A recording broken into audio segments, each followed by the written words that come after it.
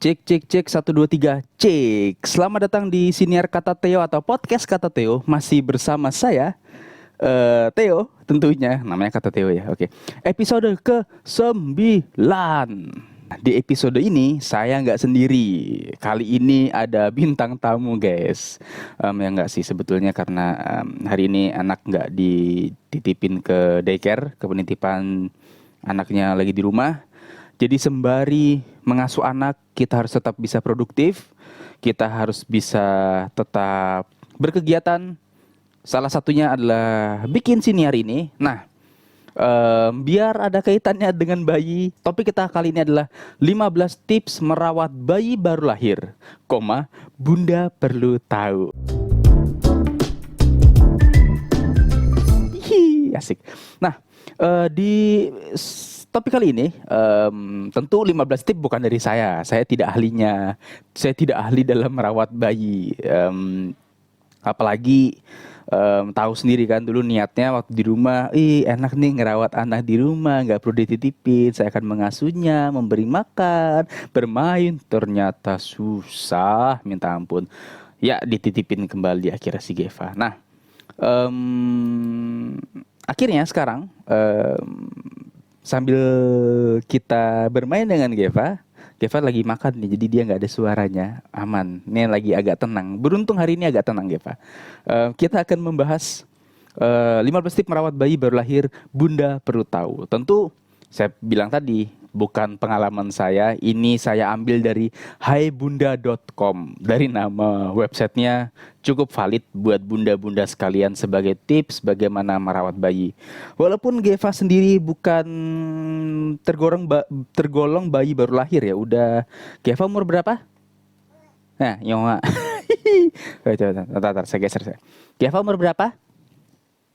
Geva, umur berapa? Ya, nggak mau bersuara. Jangan dipegang dong. Geva umur berapa? Piki. Geva? Ya, oke. Susah dia nggak bisa. Ya. Geva sekarang umurnya 8 bulan 24 hari. Hampir 9 bulan. Jadi tidak tergolong bayi newborn lagi. Udah bayi tua nih, agak mulai ngeselin. Oke, saya mulai aja. Saya bacain dulu artikelnya sambil saya cerita mungkin sedikit pengalaman saya dalam merawat anak. Ya, saya dikit sih. Harus diakuin banyak istri saya ngerawat Geva ini. Nah, dari artikel ini dikatakan bahwa dalam beberapa hari dan minggu pertama bayi dilahirkan, ada banyak penyesuaian bagi semua orang di lingkungannya, terutama orang tua. Tentu, saya juga merasakan kayak gitu. Penyesuaian tersebut bisa berupa, Geva mau jatuh, sorry guys. Penyesuaian tersebut bisa berupa bentuk perawatan, baik secara fisiknya maupun kebutuhannya. Bunda, artikelnya ada gitu sih, ada bundanya. Kebutuhan tersebut mestinya sudah disiapkan sebelum bayi dilahirkan. Sehingga saat kembali pulang ke rumah, setelah persalinan di rumah sakit, bayi bisa diurus dengan baik. Perawatan untuk bayi baru lahir setelah persalinan merupakan kewajiban dan berikut ini sejumlah perawatan bayi baru lahir dikutip dari Parenting First Cry dan Healthline. Nah, ternyata ini Hai Bunda mengutip juga dari tulisan yang lain. Nggak apa-apa. Ini kita mengutip tulisan yang mengutip. Ya, jadi kita mengutip dan mengutip. Kita mengutip dan kita mengutip dari sesuatu yang itulah oke. Yang pertama. Oke, sebelum saya masuk ke pertama, tadi dikatakan kan di baris pertama ada banyak penyesuaian bagi semua orang di lingkungannya. Ini juga saya dan istri rasain. Saya ingat banget hari pertama Geva sampai rumah, dia 1 jam sekali nangis. Dan kami gak tahu harus diapain. Jadi ingat banget malam itu Geva, kami kan pulang itu sekitar jam sore. Jadi rumah kami dan kebetulan rumah orang tua yang ada di Surabaya itu nggak sama, beda. Ketika pulang dari rumah sakit sekitar siang jam 12-an, nggak langsung pulang ke rumah tapi ke rumah orang tua dulu. Geva dirawat di sana, dimandiin lah sampai sore gitu. Nah, malamnya sekitar udah jam 6 atau jam 7, akhirnya kita bawa pulang ke rumah untuk pertama kalinya. Ternyata sampai pagi nggak bisa tidur, anaknya nangis, kami bingung, bener-bener malam itu nggak tidur sama sekali. Ya, itulah pengalaman yang nggak mungkin saya lupain. Akhirnya besoknya kami nanya ke orang tua, oh perawatannya gimana, gimana, gimana. Hari kedua barulah mulai dia dari 1 jam sekali naik 2 jam sekali kebangunnya. It's okay, tapi nggak apa-apa. Udah mulai dari sisi orang tua, kami orang tua baru menyesuaikan juga. Dari sisi bayinya juga, dia nampaknya udah mulai, penyesuaiannya udah mulai oke. Nah, tadi berikut ini sejumlah perawatan bayi baru lahir. Yang pertama adalah perawatan tali pusat. Menurut artikelnya dikatakan bahwa selama 9 bulan, tali pusat merupakan jalur hidup yang menghubungkan bunda dengan bayi, memberikan oksigen dan makanan yang dibutuhkan bayi dalam kandungan. Setelah bayi lahir, maka tali pusat akan putus karena sudah tak dibutuhkan lagi. Sisa potongan tali pusat ini disebut dengan tunggul pusat. Oh, baru tahu saya disebut tunggul pusat. Yang akan terlepas sendiri antara seminggu hingga sebulan. Setelah tali pusat putus, mungkin pusar bayi akan membutuhkan waktu untuk sembuh. Jika bunda melihat ada sisa darah atau carang kuning, tenang, tenang ya bunda, gitu ya. Tenang ya bunda, karena itu normal. Selama merawat tali pusat, pastikan bunda menjaga area tersebut tetap kering dan bersih setiap saat. Jangan pernah mencoba menghilangkan tunggul pusat, biarkan itu putus sendiri. Nah, ngomong-ngomong soal tali pusat tuh ya. Ngomong-ngomong soal tali pusat, kalau Geva ini alias IL, kan berisik banget. Nah, Geva ini dia putus kalau nggak salah tali pusatnya sekitar 1 minggu. Ya kan Geva ya? Geva? Ya, betul? Masih diam, nggak apa-apa. Bintang tamu yang agak lain memang nih, diam terus. Gini diam, biasanya cerewet. Nah, Geva itu kalau nggak salah sekitar 1 minggu dia tali pusatnya putus, dan perawatannya sih kebetulan karena ada orang tua juga ya, beberapa hari sempat ngebantu, jadi ya nggak terlalu ribet lah. Nah, kemudian ya udah perawatan seperti biasa, nggak boleh kena air kayak gitu-gitu kalau nggak salah seingat saya. Terus ya tetap dijaga sterilnya sih biar nggak infeksi. Memang seminggu 2 minggu pertama benar-benar harus hati-hati sih, karena tali pusat kan katanya agak sensitif, kalau terinfeksi bahaya bagi bayinya. Bukan begitu, Geva? Ya, oke. Masih tidak ada suara, yang malah mau ngambil headset. Oke. Tadi pertama adalah tipsnya harus menjaga perawatan tali pusat. Yang kedua adalah menyusui. Oh, tentu saya tidak menyusui. Menyusui menjadi tonggak penting dan menantang yang kadang bisa membuat bunda frustasi, sakit hingga marah. Air susu ibu atau ASI adalah makanan yang terbaik dan bergizi untuk bayi, dan menyusui juga baik untuk kesehatan bunda. Bunda bisa menyusui bayi sekitar 1 atau 2 jam setelah melahirkan. Awalnya mungkin bunda akan melihat ASI tersebut kental dan kekuningan.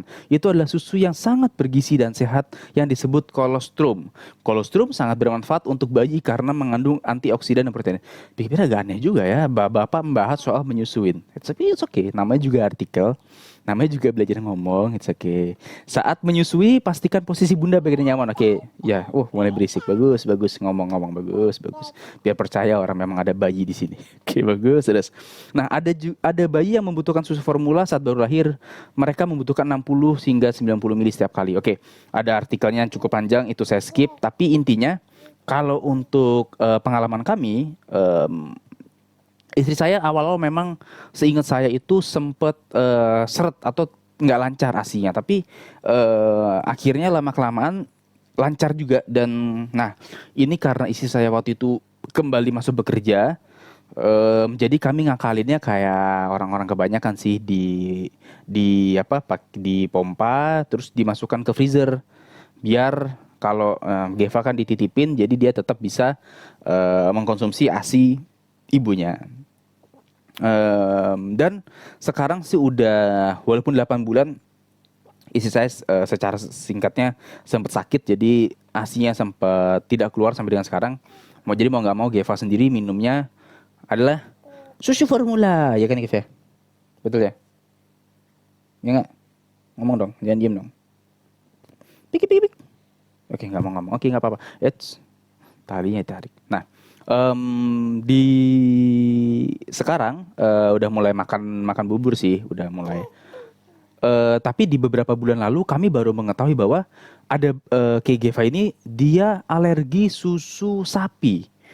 Cirinya adalah yang pertama waktu itu mulai kayak gatal-gatal, jadi kayak di kulit-kulitnya tuh bentol-bentol. Nah, kami pikir itu biang keringat. Biasa kan karena waktu itu masih kemarau, jadi cuacanya cukup panas. Namanya di Surabaya tuh panasnya luar biasa.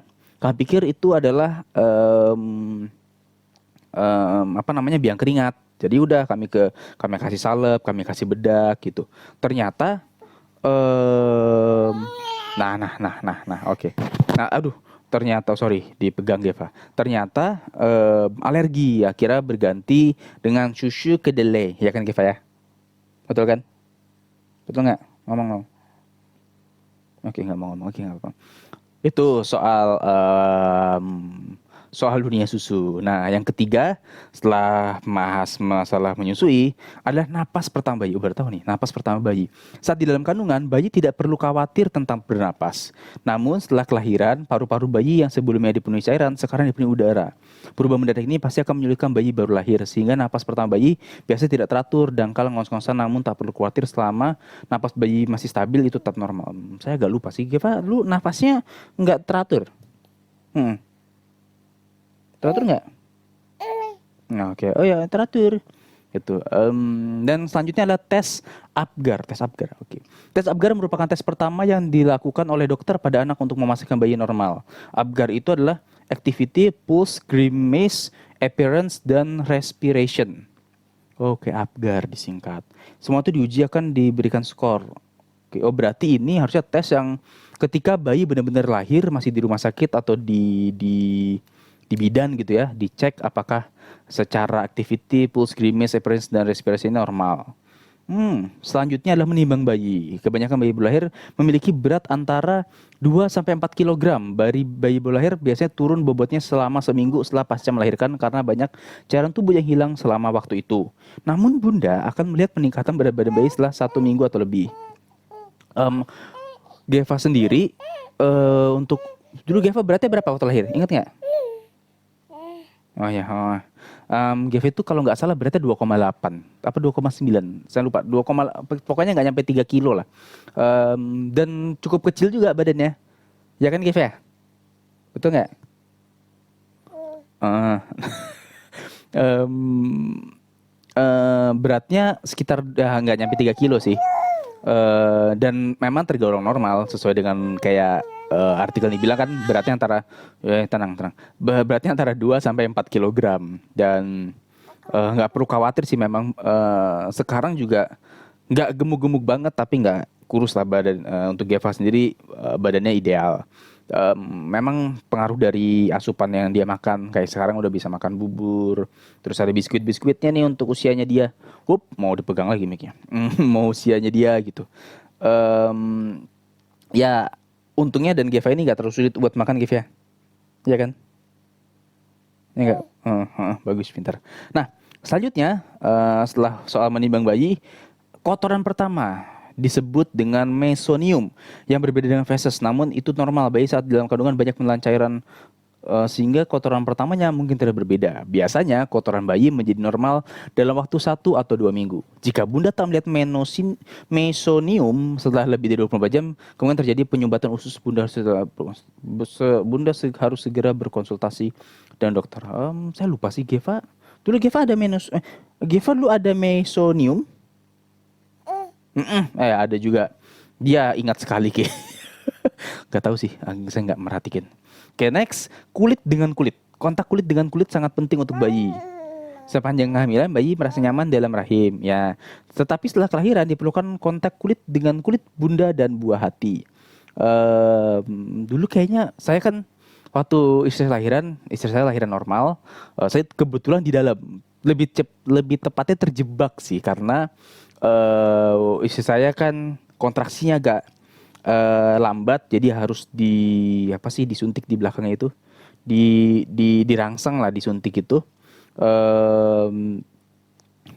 Rasanya itu sakit banget. Ternyata kontraksi itu lebih sakit, katanya lebih sakit berkali-kali lipat dibandingin kontraksi alami. Nah, jadi saya otomatis di sebelah sini terus tuh nunggu sambil nunggu dokter, udah nggak tahan banget. Tiba-tiba dokter masuk. namanya panik, hitungan detik, hitungan menit ya, tiba-tiba pintu udah ditutup, udah saya lahiran sih dan saya terjebak di dalamnya, dan saya benar-benar nemenin istri lahiran sampai si IL ini kabelnya nyangkut kan tuh. Sampai Geva lahir. Dan waktu itu sih nggak ada sih kayak baru lahir langsung ditaruh di pelukan ibunya sih nggak, karena ibunya juga udah talent gak karuan, dan waktu itu Geva langsung dibawa ke ruang steril untuk dibersihkan. Sorenya itu kan malam lahiran. Besok paginya itu baru dipertemukan antara Geva dan mamanya. Oke, betul ya Geva? Ya kan? Ya, Geva baru ketemu setelah sehari ya. Oke, betul. Bagus. Yang selanjutnya vitamin K. Vitamin ini diberikan kepada bayi berlahir untuk mencegah pendarahan. Vitamin K membantu dalam pembekuan darah, sehingga jika ada pendarahan, vitamin ini membantu menggumpalkan dan mencegah pendarahan. Kayaknya sih ya. Ada dulu kalau nggak salah polio juga sih, ingat saya. Pokoknya ada beberapa obat atau vitamin lah yang diberikan langsung sama pihak rumah sakit untuk si bayi. Pokoknya udah satu paket sama proses kelahiran. Perawatan mata bayi baru lahir harus sensitif, dan dalam 1 jam setelah kelahiran dokter biasanya akan memberikan obat tetes mata, memastikan bayi bebas dari infeksi. Ini juga kayaknya satu paket, saya nggak terlalu inget. Vaksinasi hepatitis B. Setiap vaksinasi penting untuk anak, sehingga ingat tanggalnya dan pastikan buat tim mendapat vaksinasi. Vaksinasi hepatitis B sangat penting untuk menangkal penyakit hepatitis B. Soal vaksinasi atau imunisasi, kami kan lahiran di rumah sakit. Otomatis biasanya rumah sakit udah ngasih tahu nih Bu, ada bukunya jadwal anak untuk imunisasi atau cek kesehatannya, termasuk laboratorium untuk mengetahui golongan darahnya dan cek keseluruhannya lah secara dari isi darahnya. Pada waktu itu kami ngikutin di imunisasi pertama. Ternyata namanya rumah sakit khusus ibu dan anak lagi, biayanya cukup mahal, dan ya mahal. Ada timeline yang persis kurang lebih dengan puskesmas atau dari bidan lah. Nah, kami mengakalinya gimana caranya tanpa mengurangi kualitas dari kesehatan untuk anak kami, yaitu karena kami pindah ke bidan, dan harus diakuin perbandingannya jauh sekali dari segi biaya. Kalau dari segi imunisasi inti sama aja, semuanya sama. Mungkin kayak semacam, mungkin kalau sekarang vaksin COVID gitu ya, ada AstraZeneca, ada Sinovac, mungkin merek dari vaksinnya yang berbeda yang jadi menentukan harganya itu sendiri. Kayaknya sih gitu. Dan selain itu juga layanan dari jasa layanan dari rumah sakitnya. Dan selanjutnya adalah tidur. Bayi memang baru lahir tidak pernah tidur. Oh, pantas, saya baru baca nih. Bayi yang baru lahir tidak pernah tidur sesuai dengan keinginan bunda. Sebagian besar siklus bayi tidur akan membuat bunda kesal. Tapi enggak bundanya doang, bapaknya juga sih. Adalah tantangan sebagai seorang ibu. Sabar ya bunda, ya sabar ya bapak juga dong. Bayi akan tidur ketika dia menginginkannya. Bayi yang baru lahir belum bisa membedakan pagi dan malam, sehingga jam tidurnya masih berantakan. Ya betul. Untuk ini saya setuju. Bahkan sampai sekarang, walaupun nggak separah dulu. Sekarang Geva umur hampir 9 bulan. Dia malam sih nggak. Dulu hampir 2 jam sekali bangun. Sekarang malam cuman 1 kali. Itu pun udah menjelang subuh. Jadi kalau dia tidur jam 10, kadang jam 10, jam 9 sih baru tidur. Lebihnya jam 10, jam 11 lah. Baru tidur, nanti kadang bangun lagi tuh sekitar jam 4:30, jam 5 gitu. Bangun, minta susu biasa. Susu, tidur lagi deh. Ya Geva ya? Betul kan? Sampai dibangunin untuk mandi, kadang susah, kadang masih ngantuk. Nah kayak tadi nih, sekarang jam 1, jam 13.13, ini baru bangun nih, mungkin setengah jam lalu baru bangun.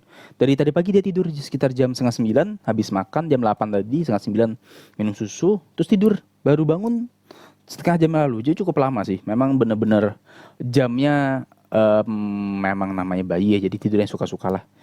Tapi harus diakuin bukan separah sih, tidak serandom dulu ketika benar-benar baru lahir tidurnya. Nah, selanjutnya mandi. Disarankan selama 1 minggu pertama atau lebih bunda memberi bayi mandi busa. Gunakan kain lembut dan hangat dan bersihkan bayi. Bunda juga bisa mencuci muka, tangan dan area genital bayi dengan air hangat, terutama setelah mengganti popok. Alasan mengapa bunda harus menunggu selama seminggu atau lebih sebelum memandikan bayi adalah agar tali pusatnya mengering. Betul. Jadi selama Geva ini tali pusatnya belum putus atau barusan putus, kami nggak mandiin secara rendam gitu. Kami cuman siapin di ember kecil air hangat, terus kami seka lah di lap-lap kayak gitu, dan menghindari area tali pusar. Bukan menghindari juga, kalaupun harus kan tetap harus dibersihkan ya, cuman kami pastikan ketika dibersihkan bisa tetap kembali kering biar tetap steril dan gak ada infeksi. Dan yang ketiga adalah pemeriksaan fisik, mirip seperti Apgar tadi. Ketika awal saya ingat kalau untuk pemeriksaan fisik, karena istri saya masih di atas kasur, di atas ranjang habis bersalin, saya yang dipanggil untuk ketemu. Jadi sebetulnya saya yang pertama kali ketemu ini anak nih, bocah nih. Dicek, ini bapak, anaknya dilihat jarinya lengkap ya 5. Terus belum, kebetulan Geva nggak ada tanda lahirnya, kulitnya agak mulus, nggak ada. Kalau saya kan ada beberapa tanda lahir, nah ini Geva nih nggak ada. Cukup mulus dan puji Tuhan tangannya lengkap 5, kakinya jarinya juga 5. Yang walaupun cerewet ya, ya kan? Diam, bagus. Secara fisik betul diperiksa telinganya, kondisi mata, kondisi kalaupun ada mungkin tanda lahir kayak gitu ya, mungkin bakal dikasih tahu nih tanda lahir ada di sini. Jadi mungkin saya biar sebagai orang tua juga mengingat ciri fisik dari bocahnya itu sendiri. Nah, yang ke-14 adalah memberikan kehangatan. Membedong bayi lebih penting dari yang Bunda kira. Mengapa menjaga bayi tetap sehat, tetap hangat, mulai kacau nih gara-gara Geva mulai berontak nih. Menjaga bayi tetap hangat membantu mengatur suhu tubuhnya. Itu karena bayi yang baru lahir tidak memiliki lemak sebanyak anak-anak atau orang dewasa. Karena itu pastikan Bunda membungkus bayi. Oke, kamu habis ini Papa bungkus ya. Oke? Dibungkus ya, Gev ya. Bungkus supaya kresek kita, Gev ya. Dan ya memberikan kehangatan. Dan kelima adalah perubahan kenapa nih? Perubahan sirkulasi pernapasan dan fisiologis. Saat bayi berada dalam rahim, sistem pernapasan dan pendarahan bayi beroperasi dengan cara yang sangat berbeda dibanding saat kelahiran. Saat di rahim, bayi tergantung dengan tali pusat untuk oksigen dan makanan. Dan pertukaran gas pernapasan berlangsung cepat selama proses persalinan dan kelahiran, sehingga bayi bisa bernapas di luar rahim dan jantung berfungsi normal. Oke. Itu sih 15. Kayaknya cuma beberapa sih kayaknya penting ya, yang akhirnya benar-benar awal dari ya mungkin penting ketika kalau ada yang dengerin mau melahirkan, penting sih untuk persiapan dari persalinan. Jadi ketika menghadapi persalinan tahu juga apa yang harus dilakuin suaminya, apa yang harus dilakuin oleh bundanya. Untuk membagi tugas, karena nggak mungkin bundanya turun dari ranjang langsung ngurusin semuanya, berat sekali. Itu aja. Nah, seperti biasa di akhir ini kan konsep siniarnya adalah ada makna-makna kehidupan, kemudian kita ambil intisari. Sabar Geva, sabar. Ada nintarnya anak mulai rewel nih. Di akhir siniar selalu ada makna yang bisa kita ambil. Ini saya ambil apa ya? Oke, ini saya ambil quote yang sudah banyak beredar, yang mungkin seperti kita tahu. Sabar Geva, sabar. Ya, ini tahu aja, kita abisnya beres kok, tenang aja. Sini kita main lagi. Nah, saya ambil quote yang sudah banyak diketahui. Ada istilah kan ya, seorang ibu dapat merawat 10 orang anak, tapi 10 orang anak belum tentu dapat merawat seorang ibu. Tapi kayaknya ini nggak berlaku buat bapak ya, karena bapak ngerawat satu anak bocah ini susah bener nih.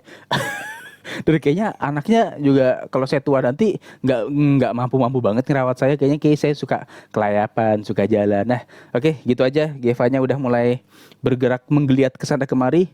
Udah mulai perlu kita bedong. Kamu perlu kehangatan kayaknya. Habis ya kita habis ini main-main dan kita bikin susu, oke? Sekian. Terima kasih sudah mendengarkan sampai menit 24 ini. Terima kasih banyak guys. Kalau ada yang mendengarkan sampai habis di YouTube maupun di Spotify, bisa ngasih komentar, kasih kritik, kasih saran. Setidaknya saya butuh ide nih. Topik apa lagi yang bisa saya bahas atau saya omongin ya. Atau mungkin ada gambaran, kok ya, Geva ya. Oke, ini benar-benar harus kita tutup. Kayaknya kalau ada, mau ngomong apa tadi sampai lupa. Ketawa lagi.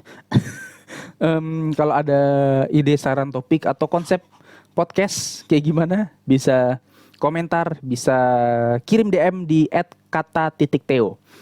Gitu aja, saya Theo, terima kasih, inilah Kata Theo. Keva ngomong. Oke, nggak mau.